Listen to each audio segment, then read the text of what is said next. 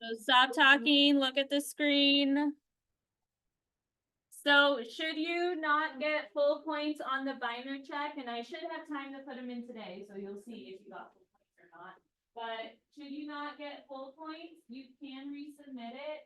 There will be a comment in the grade book that says up until when you can resubmit it. And the way you resubmit it would be just like anytime I'm not teaching, ask if I can check your binder, and the same thing, I will count. You will go through it, and as long as there's writing on them for what we did in class, then I will update that, and you should be back to hopefully a good grade, because not a good grade on a binder check really change your grade, and you'll see that. You'll also see that maybe if you weren't doing so well, that when I put in your good binder check grade, that it will raise your grade by a bit. That's your nice little cushion for when we put in those 150 assessment points next Tuesday. That's your nice little cushion in these binder checks. These binder checks go in the project category, project/collaborative assignments, because we always do it collaboratively. That's why I'm able to do that. And it really involves no like accuracy, just you participating, taking notes, and not losing them. Both of which are life skills, so that's why I make it that important. So you can resubmit it if you didn't get full points, to make sure that you do by the date. The study guides, I mentioned this before, the first two are required, the other one's optional. It says so in the title. Extra credit, it's optional.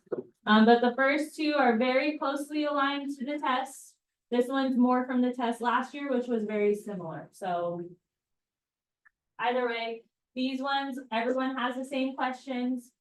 You get 3 attempts on that one, and usually after the 3rd attempt, you can figure out what the right answers are anyway. Know that the whole point is that you want to be able to do these without having to cheat, right? Because if you're having to cheat and get the answers from your friend, then that's not going to happen Tuesday. You want to ask about it. So I'm going to give you opportunities to ask about anything. It could be in general, it could be specific questions from the study guide. If you don't need help with whatever specific question is up here, that's fine. You can continue working quietly and independently, but those are the keywords. So I will now take requests on the screen for anything from any study guide that you need help on.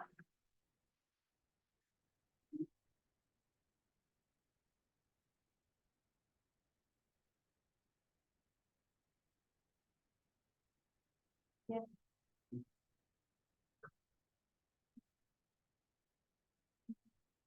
Okay, and these are not shuffled this time, like it's so that it's easy for us to go over. So if you also need help with the first study guide and the one that is number 6, then feel free to follow along on the screen.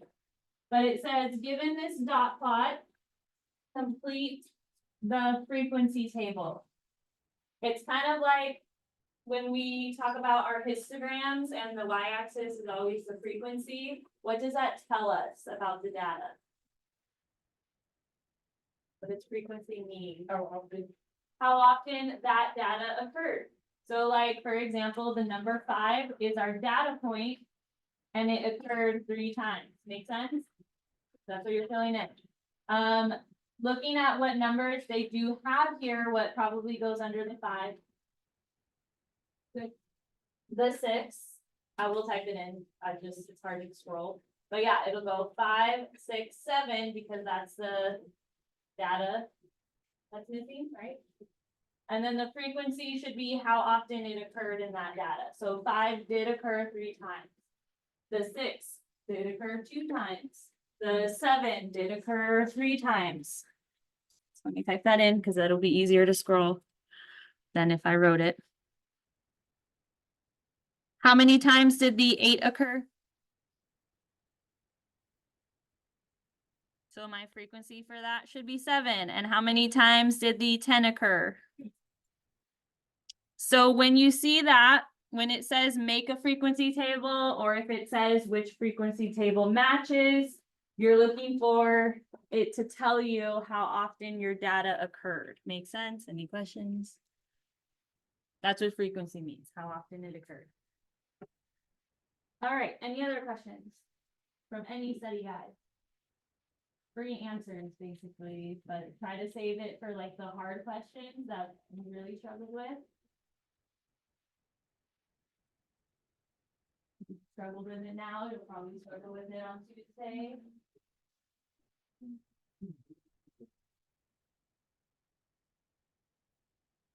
We're closed now, don't get fed, if you don't ask, you just won't know.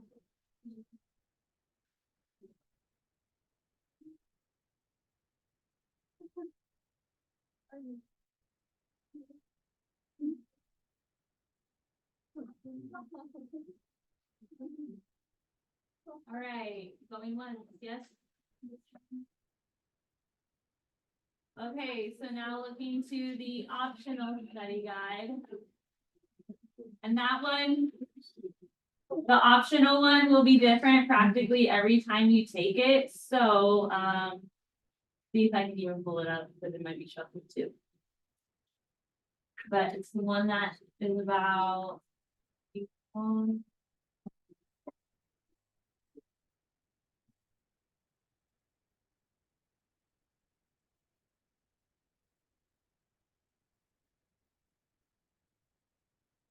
Hopefully it's this one, if not, it'll probably just be. Okay. So use the following information to answer the question. Here's a table recording the number of deaths for the top 13 worst US tornadoes since 1925.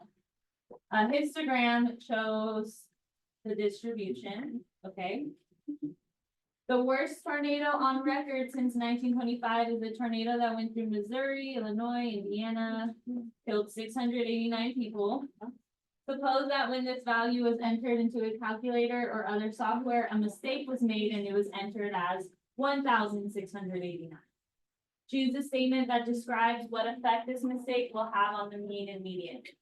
So do you guys think this data point being mistaken as 1,689 would have a big effect on the mean or median? Because it's probably a what? A where? Good, so we know that outliers do have a bigger effect on the mean or the median?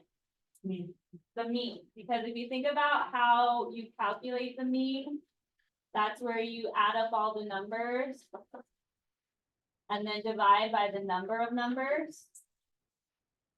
If I add a point that's like really far from the rest of the data, that changes the top by a lot, but it changes the bottom by a little.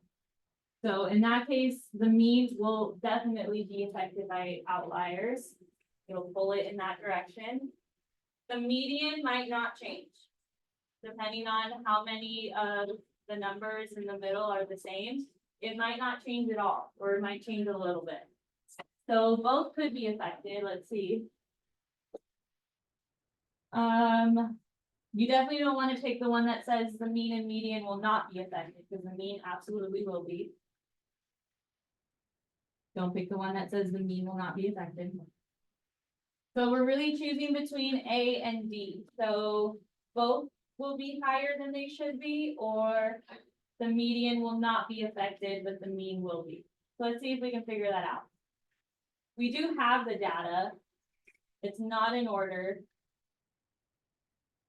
So you could order it from least to greatest, or what I would recommend is, since we do have Desmos on our test, if you know how to use Desmos, you could just type it in and then you can find the median.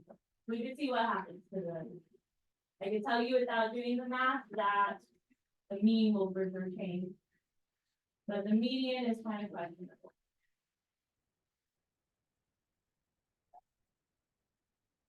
Okay, remember, I'm not helping you with your calculator on your test, so you would need to know. Pick a letter, hit equals, bracket, that's how you make it think. You do this, it's starting to work. And then you type in all your data. Sorry, it's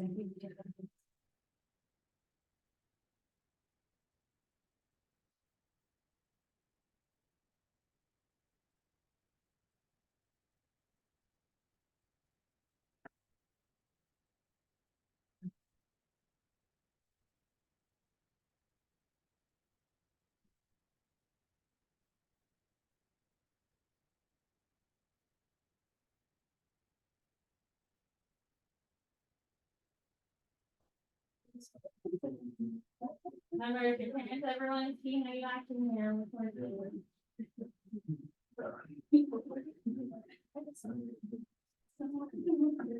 Okay. But I typed in all my data, it did say I had 13 points. Yeah, 13, and what we're trying to do is see what happens to our median. How do I make it find my median? Function. Then what? But, so, the unit we're on is statistics, so you can do some searching. Otherwise, type in median, put a parentheses, and then whatever you called your data. My median before that error was made is 181. But they're saying if we accidentally typed in the 689 as 1,069 or 1,689, we changed it. Did our median change? No. So it doesn't have an effect on the median at all. That one I had to do the math to figure out because sometimes it does, sometimes it doesn't. But the mean, absolutely. So I would say the median would not be affected, but the mean will be higher. If the outlier is way higher than the rest of the numbers, it pulls the mean in that direction. Good, any questions on that? Okay, questions on other parts of the study guide?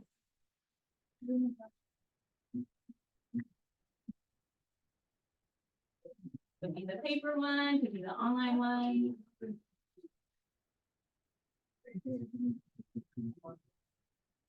Going once.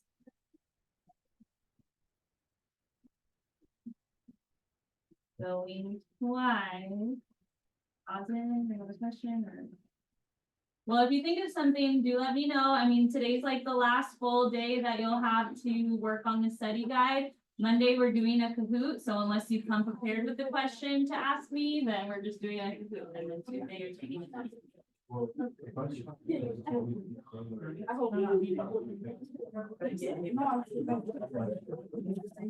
The median is if you're an outlier, the mean will necessarily be higher. It just depends on if you're adding a number that's way higher than the rest of your data, so it would be higher. If you're adding an outlier. Right, other question, good? Okay. Don't say I did not. Okay, give me 1 second, let me start that.